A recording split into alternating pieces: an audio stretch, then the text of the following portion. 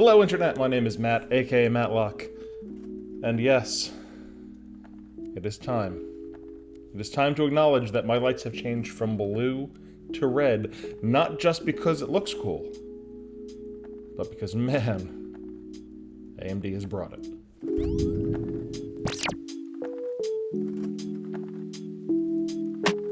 We are here today for my 5950X review, and let me tell you, I didn't bury the lead. I gave it to you right at the top. This is an incredible, incredible chip. And I would imagine this is an incredible, incredible chip launch as a whole. Now, again, for anyone who watches the channel regularly and has seen some of my reviews, I am not a person that gets sent review samples. I go out and I buy these products on my own for you. Also for me, I really enjoy the chip that's running in this rig right now. It's incredible. But I don't know how the entire stack lines up. I can only give you information that I have, which is on the 5950X. I went to my favorite place in the world, North Jersey Micro Center, and they were very sold out. So I then drove, shockingly, to Long Island Micro Center, and not only did they have surprise stock of the 5950, which I wasn't trying to get, I was trying to get a 5900. They had surprise stock 3080s. I picked up one of those too. Grab one of them there, bad boys. That's for another day, and mostly for comparisons because we've all seen the review on the 3000 series cards. Let's talk about the chip launch as a whole. There are a few chips out. We're going to throw up an AMD slide right now that run the gamut. What I will say is AMD did not reveal any non-X SKU chips this time at launch, which is probably a good idea, and I'll tell you why in a little bit. But the 5950X sits at the very top of their stack. This is their flagship chip. It comes in at just under $800, and when I say just under, I mean a penny under $800 MSRP. The question is it worth it? AMD claims about a 18%, I believe, IPC improvement. We'll see if that happens. The chip is the same. It's still on the AM4 socket. It will work with X570 motherboards. You may have to do a BIOS update. It will work with B550s down to the 400 series motherboards with some BIOS updates. Your mileage may vary. Check your board's QVL and add just any new documentation from the manufacturer of your board before you run out and buy one of these. The 300 series is not supported. They originally were going to try to make it happen, then they couldn't, then they said they might, and then they couldn't. It makes sense. There's a lot of chips on those boards that are supported, so there's not a whole lot of room for additional BIOSes and what have you. So it is what it is. If you have an older board, it's probably not going to be able to handle these anyway. There's a lot going on with these chips. It's basically the same as the 3000 series, except they have now spread the cache out, so it is accessible by all CCXs, which is brilliant. Now they all have access to that, and they have upped the IPC a little bit. What kind of voodoo magic they're doing over at AMD, I don't know, but I'm in. Here's some information on our testing rigs. For the first time in this channel's history, we have two separate testing rigs, an AMD system, which is my personal rig, and an Intel system. The AMD system is a Crosshair 8 Hero Wi-Fi with the BIOS 2402. That was released October the 30th. Interesting side note, that BIOS is a beta BIOS and did not work when I slotted in the 5000 series chip. It just gave me issues getting the memory up to anything other than default. I've run the memory at XMP. That's the only real change I make on the AMD system. I also changed the F clock to 1800 because those are things that you can do pretty easily. And it just wouldn't let me do it. So I had to roll it back to the previous BIOS. I'm using an EVGA 2080 for both rigs. Why? Not the 3080? Quite frankly, because I started the benchmarks before I had the 3080, and here it is. And the chips are being cooled with a Corsair H115i with 4 Fantex PH F140MP fans and push-pull with the stock fan curve. And this is all inside a Corsair Obsidian 750D Airflow Edition.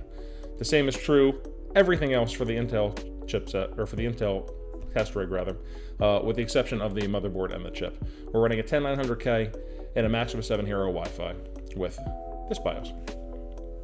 Again, put into the same case, run the same way. Actually, not the same exact case, but a 750D, and then I popped an airflow panel on the front. The reason that I'm putting this in a case and not using it as an open air test bed is because you've seen all of those reviews already. That's not why you're here.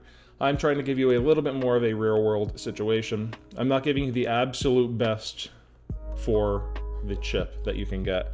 I'm giving you more of what you would experience. So the idea is, this is what a user would have going through, with obviously some things that are tuned for the chip to be in the chip's favor. But it will give you more of an idea of how it will work out for you personally. So my numbers may not be the same as some other reviewers. They may be a little lower. I have purposefully avoided any and all reviews so I can be as unbiased while filming this video for you. However, I haven't avoided Twitter, and I saw Steve from Gamers Nexus posted that there is some sort of weird discrepancy between 2 sticks of RAM and 4 sticks of RAM, even at the same capacity. So I'm running 4 sticks of RAM. I don't know how that affects things. I guess I'll watch that video later. And you should too. I'm gonna link it like here, I guess. Yeah, we'll pop it right here in the card. No, the card comes over here. Wherever the card comes, you can see the card now. Go check out that Gamers Nexus video. Benchmarks are all the same as anything else that I have ever done. I have added in Microsoft Flight Sim 2020 because it's ridiculous. So let's check it out. On that note, I think I'm just gonna have Pedro pop up some fancy graphs and play some music, and then we'll discuss. So I'm gonna do one of my favorite transitions, and let's see where we are.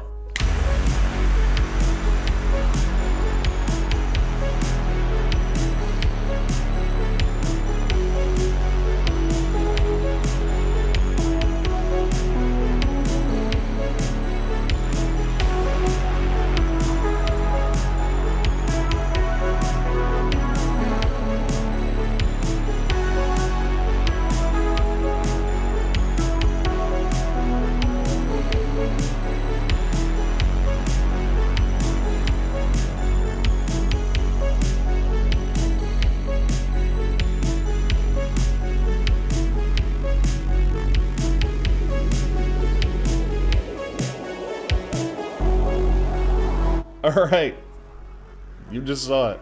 You know why these lights are red now. It's indisputable, like straight across. This is by and far the best chip on the market right now. It kicks Intel when it's down. At places where Intel has always been theoretically the best, like straight gaming, it just says, nope. Get off.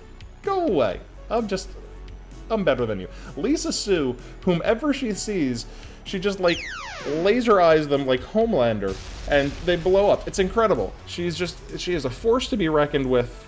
She is the new queen of gaming, of productivity, of just silicon in general. The rise has been coming, and we have Ryzen. Ha ha! Dad jokes. Dad jokes for days. I mean, just look at the numbers. They're obviously, when you look at some things like CINEBENCH, incredible. Geekbench, incredible. TimeSpy, FIRESTRIKE, the CPU scores are out of this world compared to everything. The 3950X has some blows in there, but the 5950X just blows everything out of the water. Like the 3950X, when it comes to my FIRESTRIKE Ultra score and my TimeSpy score, they're pretty close, I guess, question mark, but as soon as you actually get out of synthetics and you get into games, it's not even close.